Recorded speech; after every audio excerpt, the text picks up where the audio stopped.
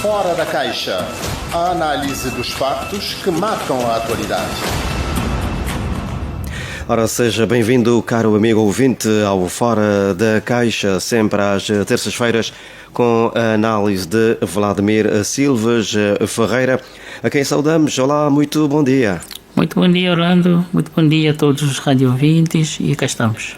E cá estamos para a nossa habitual análise a alguns assuntos que vão fazendo atualidade. Ontem foi o dia do município de Praia, com a sessão solene que aconteceu. Foi o ponto alto, mas antes da sessão solene houve também outras atividades. O Festival da Gamboa foi igualmente um dos pontos culturais para assinalar o dia do município.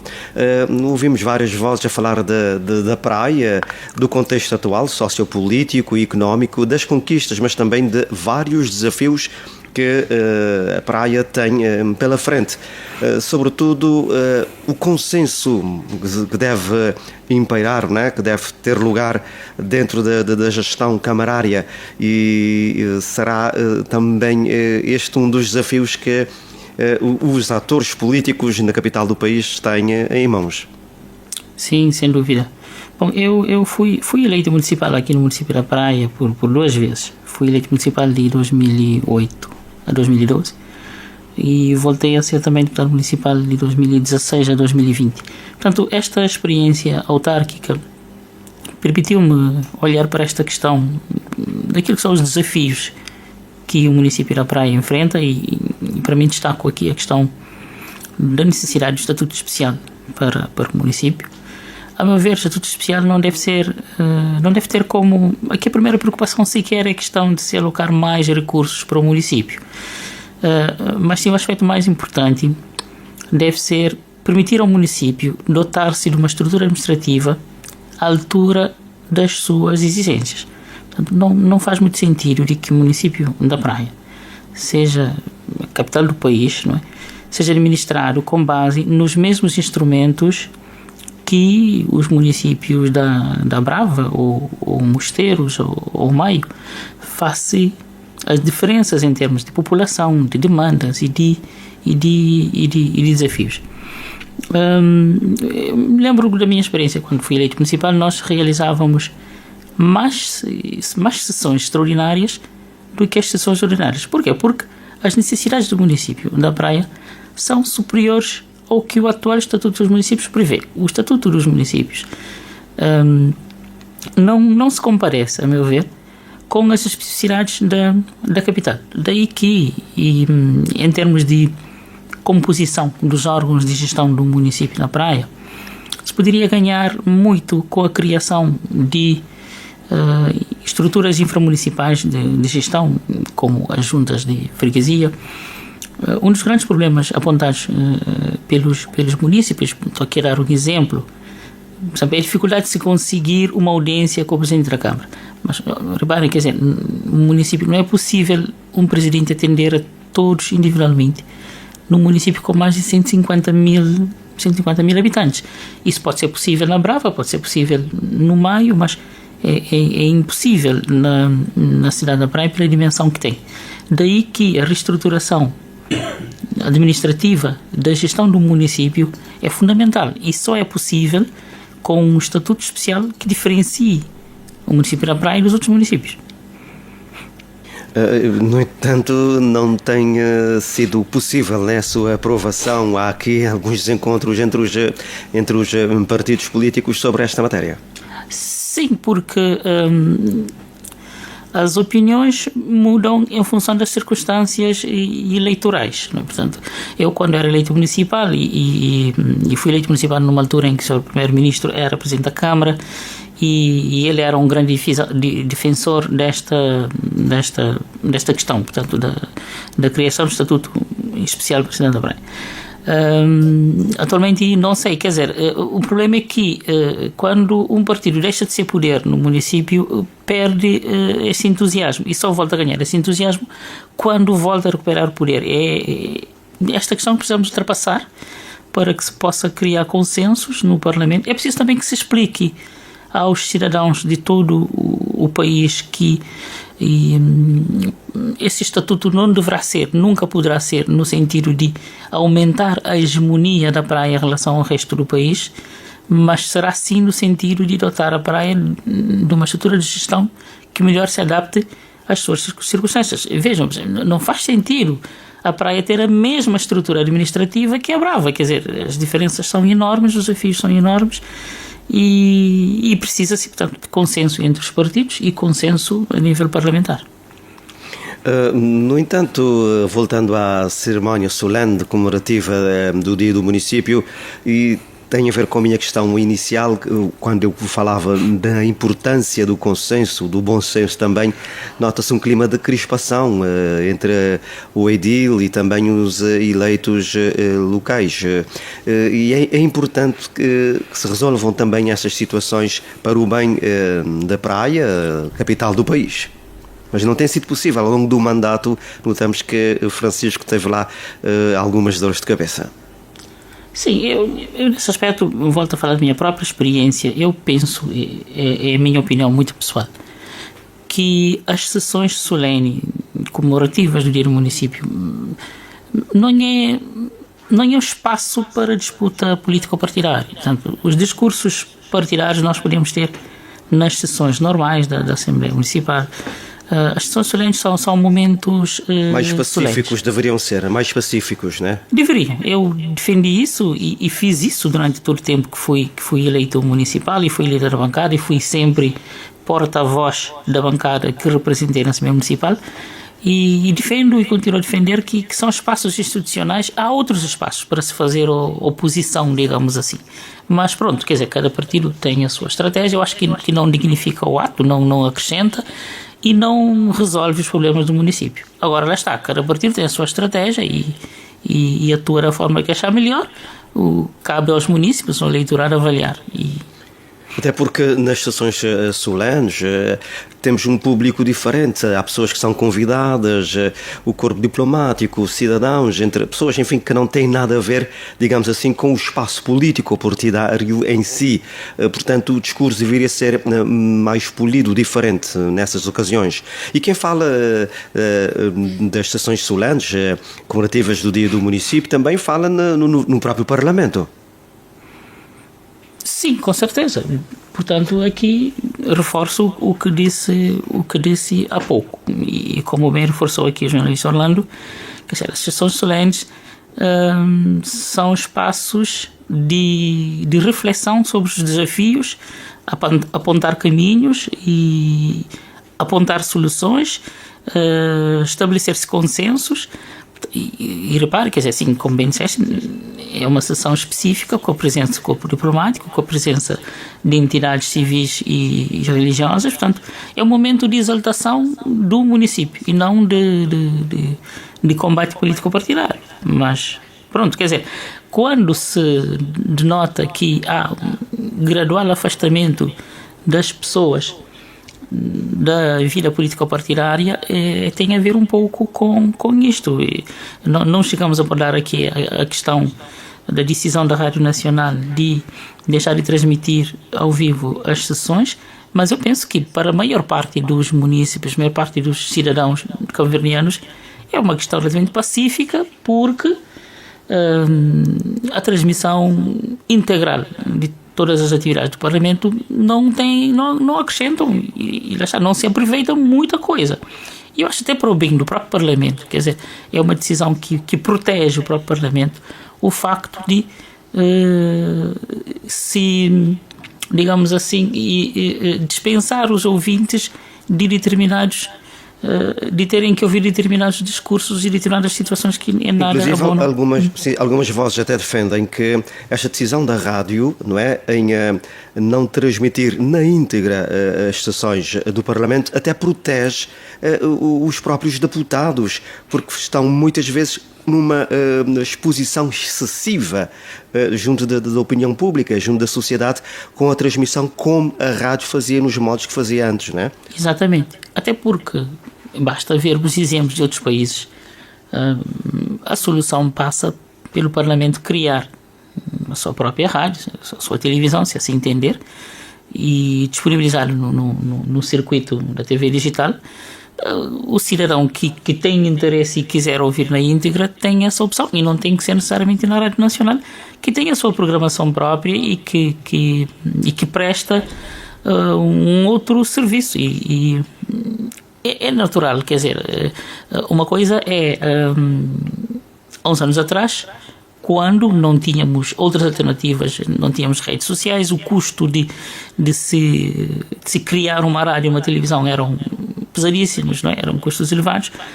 Hoje em dia não, quer dizer, há outros meios de acesso às informações, nomeadamente às sessões do Parlamento, que não tem que ser necessariamente de forma integral na rádio. Portanto, a rádio prestou um serviço importantíssimo durante todo esse tempo, mas as sociedades mudam, os desafios mudam, as alternativas também se diversificam e já não faz sentido. Mas não é só em relação ao Parlamento, quer dizer, em relação a muitas outras coisas, podíamos estar também a pensar na redefinição do papel da rádio e da televisão pública. Por exemplo, Angola já está a preparar, né, a legislação sobre a transmissão das sessões pela rádio e televisão do Parlamento angolano, ou seja, não necessariamente tem de ser dos órgãos do Estado. O mesmo já acontece, já é uma prática em outros países que têm as suas próprias estações de rádio e de televisão do Parlamento, certo? Mas pronto, são questões, como disse, continuam a ser analisadas e junto das redes sociais, sobretudo, há aqui sempre aquele impacto, né? Hoje quase que tudo vai se desembocar nas redes sociais. E pegando das redes sociais, Vladimir, vou para uma outra questão para a nossa análise, que tem a ver com a nomeação do ex-presidente da Câmara Municipal do Porto Novo, Aníbal Fonseca, para dirigir o Conselho de Administração da Zona Económica Marítima Especial de São Vicente. E notamos uma chuva de críticas, portanto, de pessoas que consideram que não deveria ser Aníbal Fonseca a dirigir a Zona Económica Marítima Especial de São Vicente, uma vez que é uma pessoa que também já está na reforma. Outras consideram que quase que é um prémio depois de ter perdido a Câmara Municipal do Porto Novo. Mas também há aquelas vozes que acabaram por aplaudir esta decisão, desejando boa sorte e sucessos a Aníbal Fonseca nestas novas funções. Como é que analisa também esta nomeação? Bom, aqui temos que ver o seguinte: o primeiro-ministro, Ulisses Correia Silva, já no mandato anterior estabeleceu como regra sempre reaproveitar os seus autarcas derrotados. Portanto, isso foi assim nas anteriores legislações, como por exemplo Oscar Santos, que após perder as eleições foi promovido a governador do Banco de Cabo Verde. E o primeiro-ministro manteve sempre esse princípio neste novo ciclo eleitoral com os autarcas derrotados. Não é o primeiro e seguramente não é o último. Por outro lado... Mas no governo do PCV também aconteceu houve alguns casos. Sim. Pessoas que perderam eleições ou que deixaram de dar as funções, mas foram também nomeadas para cargos públicos. Isto tem acontecido, não é? Sim.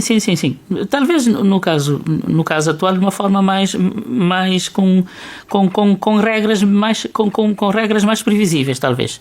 Bom, por outro lado também, essas nomeações é uma forma de reforçar alianças com figuras, parte do seu primeiro-ministro. Aqui, talvez na qualidade de presidente do MPD, é uma forma de reforçar alianças com figuras que já foram importantes e que em muitos casos continuam sendo relevantes na estrutura do partido, tanto a nível nacional como a nível dos seus municípios. E é importante ter em conta aqui, e talvez isso está acontecendo numa frequência talvez não tão normal em outros momentos, e aí se diferencia talvez de outros governos passados. Mas aqui é importante ter em conta que o MPD ainda não realizou as eleições internas e em princípio isso vai acontecer ainda este ano, e esta é mais do que certo que Luís Correia Silva vai voltar a ser candidato e a continuar a liderar o MPD. Portanto, estas nomeações vêm também na sequência da sua estratégia de manter alianças, de manter aliados para os embates internos que se aproximam, e sendo ele candidato, portanto, para ele é importante também manter a sua base firme. Por outro lado, se é verdade também, aqui temos que, lá está, que estas nomeações geram sempre algum ruído nas redes sociais, mas são ruídos que são rapidamente esquecidos, e eu penso que não é algo que tem tido grande impacto na definição das escolhas do eleitorado. Por isso mesmo que o primeiro-ministro, jogando com estas duas situações, ele assume esse risco de fazer essas nomeações, porque não tem grande impacto eleitoral, gera um ruído muito pontual, e ele consolida a sua base de apoio. Uma vez que o tempo é bastante escasso, temos um outro assunto também que domina Portugal e que tem, direto ou indiretamente, igualmente importância para nós aqui em Cabo Verde, onde temos uma grande comunidade, que são as eleições legislativas de domingo em Portugal, onde, portanto, a Aliança Democrática sai vencedora, mas para análise gostaria também de focar aqui a subida do Chega. Quando as pessoas tinham alguma reserva, nota-se aqui uma grande subida, não é? Sim. Quer dizer, não é fácil fazermos uma análise aprofundada em poucos minutos, mas vamos tentar aqui resumir o contexto, né? Portugal é um dos países mais pobres da União Europeia. Portugal é um país que tem sofrido bastante com a fuga em massa de jovens que saem do país e migram para outros países europeus. Esta saída de jovens tem feito com que o país também seja cada vez mais um país receptor de imigrantes. Atualmente, cerca de 15% da população portuguesa é composta por estrangeiros, e estamos a falar de algo que ocorreu num tempo muito curto, ou seja, em poucos anos houve um grande aumento de imigrantes, mas sobretudo de novos perfis de imigrantes. Estou a pensar de imigrantes provenientes do Paquistão, Bangladesh, etc. E, portanto, cidadãos com uma matriz cultural diferente dos portugueses, e sem contarmos também com a consolidação da imigração brasileira e dos países lusófonos. Portanto, tudo isso tem feito mudar, digamos assim, a sociedade portuguesa, que foi sempre uma sociedade acolhedora e integradora, de uma forma geral, dos seus imigrantes, aqui pensando sobretudo nos países da lusofonia, mas este quadro está a alterar. Portanto, a forma como o Chega tem se popularizado tem, em parte, esta razão de ser. Portanto, é importante termos em conta também que a entrada de Portugal na União Europeia gerou muito entusiasmo na altura, mas olhando agora com certo distanciamento temporal, podemos ver que Portugal se desindustrializou-se em grande medida. A agricultura, a pesca, os setores produtivos foram muito afetados e muito desincentivados a produzirem, e tudo isso tem feito com que o país esteja numa situação económica não tão segura quanto poderia estar. Portanto, o desencanto com a política, os partidos do tradicional arco do poder, portanto o PS e o PSD, cada vez mais envolvidos em escândalos de uma relação promíscua entre os interesses privados do setor privado e os interesses coletivos do Estado. E pronto, essas eleições tiveram como razão inicial, portanto, um escândalo com o seu primeiro-ministro, que alegadamente favoreceu uma empresa de si próprio. Mas essas situações são situações que vamos continuar a ver e acompanhar. O novo governo, muito provavelmente, vamos ter mais casos do tipo. Portanto, os partidos do arco do poder, o regime português, está cada vez mais desacreditado no cidadão comum. E, infelizmente, isso tem sido uma arena fértil, um espaço fértil para o surgimento de propostas extremistas, como Chega, com os resultados que tem. Mas isto também não é um caso exclusivo de Portugal. A Europa, no seu todo, sobretudo com os efeitos da chamada guerra na Ucrânia, a Europa está se encaminhando para uma situação difícil, e o aumento da crise e o aumento das despesas militares em detrimento dos setores sociais tem feito com que haja uma maior ascensão dos partidos de extrema-direita como uma forma de protesto do cidadão comum. Mesmo já para finalizar, gostaria que lançássemos um olhar ao novo ano letivo. Já está anunciado para 15 de setembro e, portanto, o Ministro da Educação fez este anúncio no município de São Salvador do Mundo durante a reunião do Conselho Alargado do Ministério da Educação. E há algumas questões que sempre se colocam a cada início de um ano letivo, que têm a ver muitas vezes com alguns atrasos na conclusão de obras, com materiais didáticos também e com todos os constrangimentos que isto tudo acaba por trazer. O facto de ser anunciado já agora tem ou não alguma vantagem, alguma implicação, algum benefício, digamos assim, para todo o sistema e os pais encarregados de educação? Sim. Já agora, quer dizer, Amadeu Cruz, Ministro da Educação, foi voltando ao tema anterior, foi um dos primeiros autarcas resgatados pelo Primeiro-Ministro e que tem feito um percurso no Ministério da Educação, primeiro como Secretário de Estado e agora como Ministro já há algum tempo, né? Em relação aos desafios do novo ano letivo, vejo a questão da plena efetivação da gratuidade do ensino a todas as escolas do país, do básico e do ensino secundário. Pois ainda em muitas escolas se pratica a cobrança da chamada caixa escolar, fotocópias, folhas de testes, etc. É preciso, portanto, clarificar esta questão, a legalidade destas cobranças e clarificar como o Ministério deverá compensar as escolas pela perda destas receitas.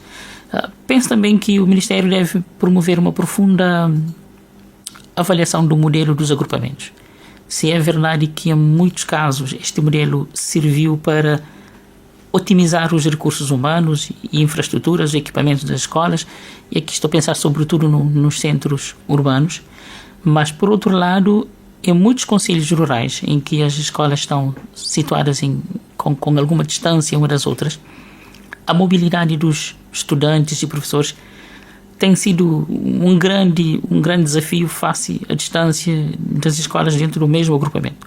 Portanto, o modelo não é mau, mas há adaptações a fazer, por isso é um modelo que precisa ser avaliado e repensado em função disso. Outro desafio importante também é o Ministério continuar a investir na valorização da carreira docente. Portanto, quer dizer, a carreira docente, os professores durante muito tempo ficaram para trás relativamente a outras profissões, portanto é um processo que já está atrasado e, portanto, o Ministério terá que continuar a correr atrás do prejuízo de forma a dar maior dignidade ao exercício da função docente e claro está, isto implica também uma certa capacidade de negociação do Ministério da Educação junto do Primeiro-Ministro, junto do Ministério das Finanças e também da sociedade civil no setor, no sentido de percebermos do valor e da importância de termos uma classe docente dignificada e basta observarmos, quer dizer, a quantidade de docentes que estão pedindo licença sem vencimento, saindo do país, e é algo que precisamos estancar, valorizando a classe. Portanto, um grande desafio para o próximo ano, eu elegeria aqui a questão de se continuar a melhorar as condições de trabalho dos professores. Muito bem, Vladimir Silvas Ferreira, como sempre, agradecimentos da Rádio de Cabo Verde pelos seus comentários. Marcamos encontro para, na próxima semana, se Deus assim o entender, a continuação de um excelente dia. Boa semana. Com certeza, igualmente. Muito bem, obrigado. Foi assim mais uma edição do Fora da Caixa, aqui com a análise sempre às terças-feiras de Vladimir Silvas Ferreira. Fora da Caixa, a análise dos factos que marcam a atualidade.